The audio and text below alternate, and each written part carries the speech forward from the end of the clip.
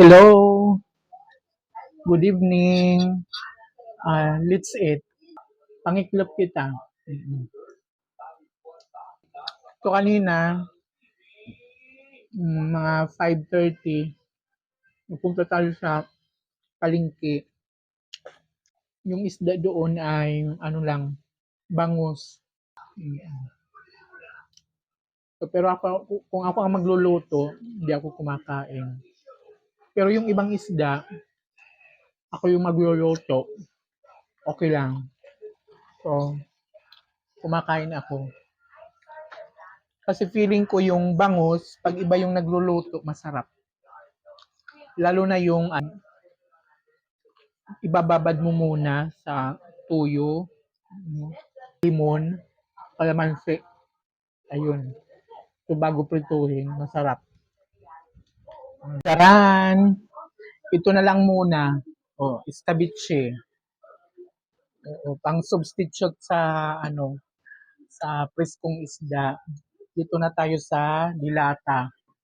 Kasi kulang ngayon ng isda sa palengke.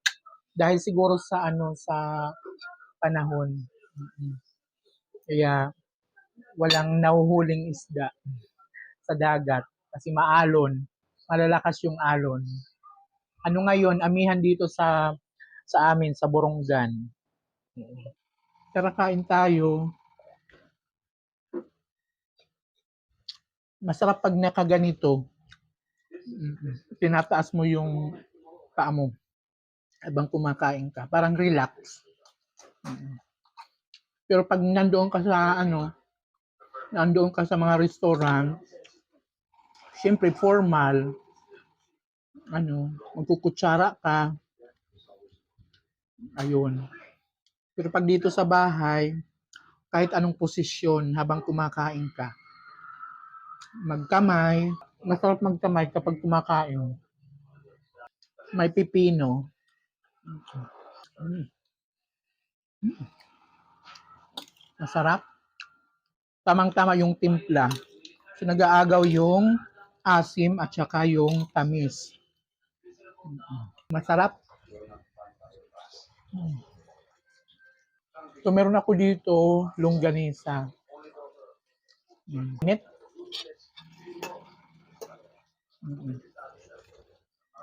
Mainit. Siyempre, dilis.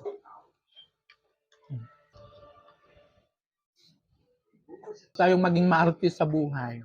Kahit anong ulam, kainin natin. Kung ano yung available dyan sa hapagkainan. Yan, escabeche. Masarap.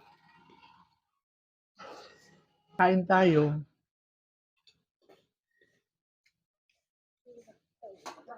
Sila nanay, tapos na. Pagkatapos lang kumain. Higda na Maaga pa.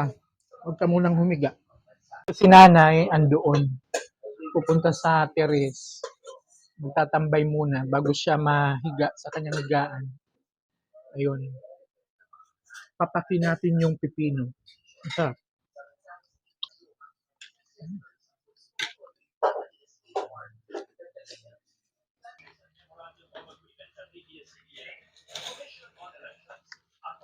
So, sa mga followers ko, maraming salamat. Follow lang kayo sa aking mga ina-upload na video. Salamat sa suporta. Likes, share, comment. Siyempre, lahat welcome. At sa mga hindi pa naka-follow, at yung mga kaibigan ko na hindi ko pa friend, paki-friend request. So, I will accept. Bye-bye. Maraming salamat.